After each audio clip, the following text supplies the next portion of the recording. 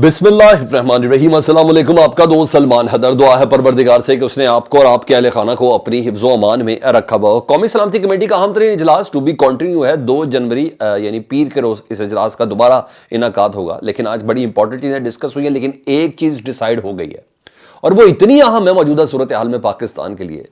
उस डिसीजन से मुतल्लिक मैंने आपको बताने कि सिर्फ एक फैसला हुआ, बाकी जो आज गुफ्तगू हुई है पीर के दिन उसकी नोक पलक दुरुस्त करके बाकायदा तौर पर एक सर्कुलर जारी किया जाएगा और वो नोटिफाई बाकायदा तौर पर किया जाएगा कि किन किन चीज़ों पर इत्तफाक हो चुका और अगले का लाया अमल क्या है। डेफिनेटली व्लॉग के आखिर में मैं वो कौमी सलामती कमेटी के एक फैसले से मुतल्लिक बताऊंगा जो आज सारा दिन के इस इजलास में, जिसमें आर्मी चीफ, ज्वाइंट चीफ, वज़ीर आज़म और DGIS ये तमाम मौजूद थे। उसकी डिटेल तो मैंने खैर आखिर में आपको डेफिनेटली बतानी है। उससे पहले कुछ अहम तरीन खबर, बड़ी खबर, बढ़ के कह रहा हूँ कि ये खबर ऐसी है कि ये बता रही कि आइंदा आने वाले दिनों में हालात कैसे होने जा रहे हैं। सब एक जैसा नहीं होगा।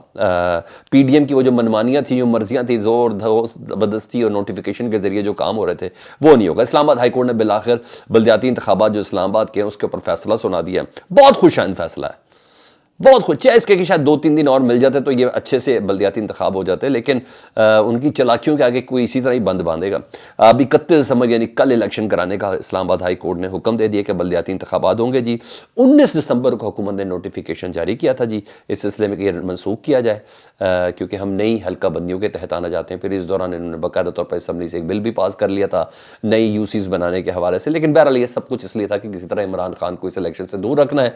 अगर इस 26 किलोमीटर के रेडियस के अंदर इमरान खान की हुकूमत आ गई, बल्दियाती इंतखाबा में मेयर PTI का आ गया, तो इनको मौत आ जाएगी। इनकी सियासी करियर तो वैसे ही खत्म है और बाकायदा तौर पर एक बहुत बड़ा ह्यूज इंपैक्ट आ जाएगा कि ये क्या बात हो गई। लेकिन बहरहाल 21 दिसंबर को ना इलेक्शन कमीशन को अदालत ने बुलाया। अदालत ने इलेक्शन कमीशन से पूछा। इलेक्शन कमीशन ने कहा हर हाल में हमारी मुकम्मल 100% तैयारी है कि 31 दिसंबर को हम इलेक्शन करवा दें बल्दियाती इंतखाबात का। बहरहाल अदालत ने, ज़ाहिर बात है, किसी ने प्ली ली हुई थी तो अदालत ने बाकायदा तौर पर हुकूमत को और इलेक्शन कमीशन को मुतमईन करने के लिए ना, इलेक्शन कमीशन को, अब फ्रीकैन को ज़रा सुन लें इस सिलसिले में। और फ्रीकैन को जब सुना गया तो जी किसी ने भी अदालत को मुतमईन नहीं किया। लेकिन इलेक्शन कमीशन ने फिर कह दी, कोई बूट लग गया था, धौंस लग गई थी, प्रेशर लग गया था, जो कुछ भी था, नहीं अब हमारी तैयारी नहीं है। हालांकि वही इलेक्शन कमीशन लिख के दे रही है, नोटिफिकेशन हर हाल में इलेक्शन होगा 21 तारीख को कह रही है और कि 31 तारीख को इलेक्शन होगा, लेकिन वो उन्होंने कह दिया जी अब कल कहा कि हम नहीं होंगे। तो बहरहाल अदालत को किसी तौर पर भी मुतमईन नहीं कर सके और ना हुकूमत मुतमईन कर सकी, ना इलेक्शन कमीशन मुंतकिल कर सकी। अदालत ने हल पूछा इलेक्शन कमिश्नर से, तो इलेक्शन कमिश्नर ने 7 रोज़ का वक्त मांगा कि बैलेट पेपर्स वगैरह तकसीम कर दे, जो मुझे भी लगता थोड़ा मुनासिब होना चाहिए था। और जमात इस्लामी और PTI की सारी दरख्वास्त थी जिसके ऊपर यह फैसला हुआ था।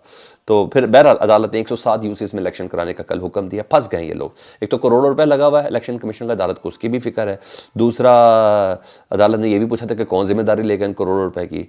हुकूमत के लिए बड़ी परेशानी है कि कल हफ्ते का दिन है और वो बंद है और अपील फाइल कल नहीं हो सकती और मुकम्मल फैसला जब मिलेगा तो तभी वो उसके लिए अपील फाइल होने की तैयारी का मौका मिलेगा, उसको चैलेंज किया जाएगा। मुकम्मल फैसला ही नहीं मिला, एक सफ़े पे मुश्तमिल अदालत ने आज फैसला दिया, जज साहब ने। फंस गए, हर हाल में इनको इलेक्शन यहाँ कराना पड़ना है। कल ये बल्दियाती इलेक्शन हो गए तो डेफिनेटली, अभी तो राना सनाउल्लाह साहब कह रहे हैं कि इंट्रा कोर्ट अपील हम आज ही करने का प्लान में है, देखें किस तरह होती है। लेकिन बहरहाल मुश्किल है क्योंकि मुकम्मल फैसले के बाद ही इंट्रा कोर्ट अपील होती है। मुकम्मल फैसला जारी हो जाए इनके लिए तो इट्स अनदर थिंग। बहरहाल मुझे तो काफ़ी मुश्किल लग रहा है। Let's see. बाकी अगर ये बल्दियाती इलेक्शन कल हो गए तो इतना बता दूँ, बाकी मुल्क के अंदर इंतखाबात को जिस तरीके से एक्सक्यूज़, कभी सलाब, कभी सिक्योरिटी, कभी दूसरे मामला बना के जो बना रहे हैं ना, उन सब में भी स्पेशली सिंध के जो शहरी इलाके हैं जहाँ आजकल जोड़ तोड़ करके तमाम MQ में इकट्ठी की जा रही है, हैदराबाद, कराची वगैरह में, इनको सब को वहाँ इलेक्शन कमीशन को वहाँ इंतखाब करवाना पड़ना है। हुकूमत वहाँ से नहीं भाग सकेगी। ये अगर हो गए तो ये बाकी इंतखाबात का बिगल बजेगा। और अगर इस्लामाबाद में फिर बता रहा हूँ, PTI का अगर मेयर आ गया ना तो 27 किलोमीटर की हुकूमत में भी PDM का इख्तियार नहीं रहेगा। यही है जिसकी वजह से ये सारा फड़फड़ा रहे थे। मेरा अच्छा और बड़ा कदम है। दूसरा, डेमोक्रेटिक सेटअप के हवाले से बता देता हूँ। हुकूमती इत्तेहादिया पीपल्स पार्टी के एक सीनियर लेजिस्लेटर हैं, कानूनदान भी हैं, रज़ा रब्बानी। उन्होंने बाकायदा अपने लेटर हेड पर, सरकारी लेटर हेड के ऊपर लिखा है, उन्होंने कहा जी मैं टेक्नोक्रेटिक सिस्टम की मुकम्मल मुखालफत करता हूँ। पाकिस्तान को लेबॉर्ट्री ना बनाया जाए, पहले भी ये नाकाम हुई और सिलसिले में उन्होंने 10 मिसालें भी दी हैं کہ اس قسم کی کوئی قانونی حیثیت نہیں ہے. پاکستان میں اس طرح کی لیبارٹریوں والے کام پہلے بھی ہوتے رہے ہیں. انہوں نے ملٹری ڈکٹیٹرشپ کی بات کی. اچھا انہوں نے کہا کہ کواسی ڈکٹیٹرشپ پاکستان میں رہی, صدارتی نظام بھی لایا گیا, مجلس شورا بھی ہوئی, ٹیکنوکریٹک گورننس بھی آئی, ہائیبرڈ ڈیموکریٹک بھی آئی, تو لیکن یہ سب وہ سب ناکام ہوئے. تو پلیز اس طرح نہ کریں, یہ بالکل غیر قانونی, ہم اس کی مکمل طور پر مخالفت کریں گے. تو پیپلز پارٹی نے جو ٹیکنوکریٹک سیٹ اپ ہے اس کی مخالفت کی, اگر میں یہ کہہ دوں تو زیادہ مناسب. اور جنہوں نے آپشن دی تھی وہ تھی نون لیگ. اگر نون لیگ کی یہ آپشن تھی تو نون لیگ کے جو قانون دان ہیں جو اصولوں پہ, اعظم نذیر تارڑ صاحب, میں ان کو ذاتی طور پر ان کی بڑی رسپیکٹ کرتا ہوں, جو پچھلے دنوں بھی انہوں نے صرف ایک فنکشن کے اندر صرف مسکرائے تھے جس میں کچھ لوگ ایسے تھے جنہوں نے پاکستان کی مخالف باتیں کی تھی, یاد ہے جب بلاول وغیرہ بھی تھے, میں نام ہی نہیں لینا چاہتا, تو انہوں نے اس کے اوپر استعفیٰ دے دیا تھا. لیکن اعظم نذیر تارڑ صاحب بھی کہہ رہے ہیں اس کی کوئی قانونی حیثیت نہیں ہے. یعنی حکومتی قانون دان بھی اپوز کریں لیکن شاید ان کو اس لیول پہ نہیں لیا گیا اعتماد پہ جس کی بات کی جا رہی ہے. بہرحال یہ تو ایک اپڈیٹ تھی, میں نے آپ کو کہا اس پہ جس پہ بڑا شدت سے کام ہو رہا ہے.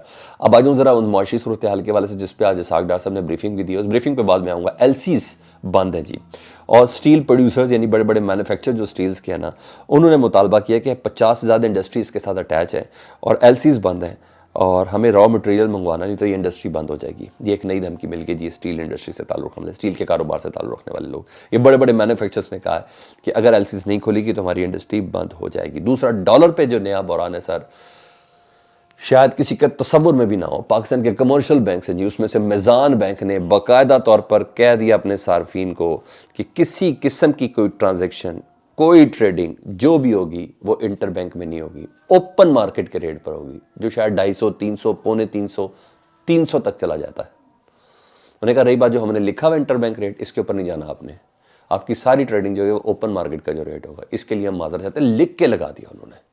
یہ میں میزان بینک کی بات کنفرم کر رہا ہوں, اس سے بڑا تماچا کوئی نہیں ہے. بس کرتے ہیں یہ ڈرامے بازی پاکستان کے ساتھ.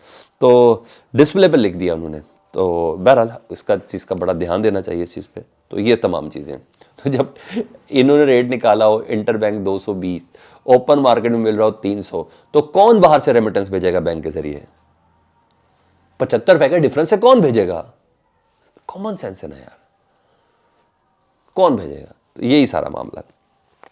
اچھا جی, پی ٹی آئی کا ایک ایسا اقدام اور بڑا ہی سٹرونگ سٹیپ, اس کے بعد میں آ جاتا ہوں قومی سلامتی کمیٹی کا ایجنڈا, جس پر ایک بات پر آج فیصلہ ہو چکا ہے. پی ٹی آئی نے نا ایک ریفرنڈم کروانے, ریفرنڈم کی طرز کا ایک الیکشن کرانے کے پلان میں ہے جی, اور اس کے اوپر باقاعدہ غور ہو رہا ہے, فیصلے کے قریب پہنچ چکے ہیں. پبلک میں جانے کا تو انہوں نے فیصلہ ویسے ہی آج کر لیا تھا مہنگائی کے خلاف. 2 سوال رکھے جائیں گے اس ریفرنڈم میں, اور سر یہ بڑی سمارٹ موو ہے, very much impressive, very much impressive. پہلا سوال یہ ہوگا اس ریفرنڈم میں, عوام سے پوچھا جائے گا کیا عمران خان کو نااہل کیا جائے یا نہیں. جو بڑی شد و مت سے گفتگو چل رہی ہے کہ عمران خان صاحب کو نااہل کرنا ہے یا کرایا جانا ہے, یا اس سلسلے میں جو کوششیں ہو رہی ہیں, باقاعدہ خبریں فیڈ ان بھی کی جا رہی ہے کہ عمران خان صاحب اگلے عام انتخابات سے پہلے نااہل ہوں گے. تو انہیں سوال یہ ریفرنڈم کا رکھ دیا پورے پاکستان کی پبلک سے کہ کیا عمران خان کو نااہل ہونا چاہیے یا نہیں, ایک چیز. دوسرا سوال یہ رکھا ہے کیا آپ ٹیکنوکریٹ گورنمنٹ چاہتے ہیں یا عام انتخابات چاہتے ہیں. یہ دونوں سوال عوام کے سامنے پاکستان تحریک انصاف رکھنے جا رہی ہے. اس پر بڑا سیریس وے میں بڑی آپ کو ذمہ داری کے ساتھ بتا رہا ہوں, میں سیریس وے پہ اس کے اوپر کام ہو گیا. تو آنے والے دنوں میں شاید عمران خان صاحب اس کو اناؤنس ہی کر دیں. اور اتنا بتا دوں, یہ ریفرنڈم ہی ثابت کر دے گا کہ عام انتخابات میں پی ٹی آئی کی پوزیشن کیا ہے, عمران خان صاحب کی مقبولیت کیا ہے, پی ٹی آئی کا بیانیہ تگڑا چل رہا ہے یا نہیں چل رہا, یہ ہی اس کو بنا دے گا. کلیئر کر کے اب آ جاؤں قومی سلامتی کمیٹی کے اس اجلاس پہ. میں نے آپ کو پہلے کہا تھا یہ اجلاس لمبا ہو سکتا ہے, اور یہ ایسا ہی ہوا. اب آ جائے اور دوسری سٹنگ اس کی منڈے کو پھر chief of army staff, joint chief, D G I S I اور تمام سروسز چیف کے علاوہ وزیر اعظم, وزیر خزانہ, وزیر داخلہ اور وزیر خارجہ ادھر موجود ہوں گے. تو 3 ایجنڈوں پر بات ہوئی ہے جی, اور جو آج طے ہوا اس کا فیصلہ جو ہے فائنل فیصلہ ہوگا پیر کے روز. معیشت کی صورتحال اور چیلنجز اسحاق ڈار صاحب نے ساری بریفنگ دی ہے جی, اور کیا اقدامات کرنے چاہیے اور وقت کی کیا ضرورت ہے اس پر بات کی ہے جی. اور سیکیورٹی حکام نے یعنی فوج نے باقاعدہ, آئی ایس آئی نے باقاعدہ طور پر آئی ایس آئی چیف نے سیکیورٹی کے حوالے سے دہشت گردی پر بریفنگ دی ہے کہ ہمیں کون سے چیلنجز ہیں, اس پہ کیا اقدام کرنے چاہیے. فائنل فیصلہ ہونا ہے منڈے کو. ہنا ربانی کھر صاحبہ نے جو بھی پچھلے دنوں افغانستان تھی، افغانستان کے ساتھ جو ہمارے جو ملکی تعلقات ہیں اس کے حوالے سے، اور یعنی سیاسی صورتحال جو ہے، جو سیاسی انٹریکشن ہے اس کے حوالے سے انہوں نے بریفنگ دی ہے. مگر ایک بات طے ہوئی ہے، اور وہ بات یہ طے ہوئی ہے کہ تحریک طالبان پاکستان سے یعنی TTP سے اب کسی قسم کے کوئی جنگ بندی، کوئی مذاکرات، کوئی تصفیہ، کوئی رحم کا گوشہ اب نہیں ہے. یہ آج ڈیسائیڈ ہو گیا کہ اب صرف اور صرف جنگ ہونی ہے ان سے. یعنی جو کہتے ہیں شاید مذاکرات کا دروازہ کھلا ہوا ہے، مگر نہیں، انہوں نے کہا مذاکرات صرف اور صرف ہم افغان طالبان سے کریں گے، تاکہ ان کے ہائیڈ آؤٹس، ان کے چھپنے جگہ، اس پہ ذرا تگڑے طریقے سے اپنے موقف کو لے کے چلیں گے. ادروائز نو نیگوسیشن، نو مذاکرات، نو جنگ بندی، صرف لڑنا ہے، جنگ ہے ان کے ساتھ. یہ اپڈیٹ تھی. فیڈ بیک سے متعلق ضرور آگاہ کیجیے گا. چینل دیکھیں تو سبسکرائب کر دیں. اللہ پاکستان کو سلامت رکھے، اللہ پاکستان کو تا قیامت رکھے. اللہم صلی علی محمد و علی محمد.